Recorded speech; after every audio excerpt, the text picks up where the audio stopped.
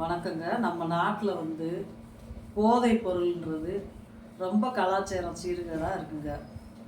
அதனால நம்ம இளைஞர்களாக இருக்கட்டும், எல்லாருமே இந்த போதைக்கு அடிமையாயிட்டு குடும்பம் இதனால ரொம்ப பாதிக்குதுங்க. உங்கள் தாய் தகப்பன், உங்கள் மனைவி மக்கள் எது எல்லாருமே இதில் பாதிக்கப்படுறாங்க. சமுதாயத்தில் நமக்குன்னு ஒரு நல்ல அங்கீகாரமே கிடைக்க மாட்டேங்குதுங்க. எப்போ நம்ம டிவியை திறந்தாலும் செல்லை ஓப்பன் பண்ணாலும் இந்த மது போதையோட பேச்சு தான் அதிகமாக இருக்குது. நம்மளா இளைஞர்களாகிய நீங்களும் சரி, இந்த போதைக்கு அடிமையானவங்கள நீங்களாக பார்த்து திருந்தினா தான் இதுக்கு ஒரு முடிவு எடுக்க முடியும்.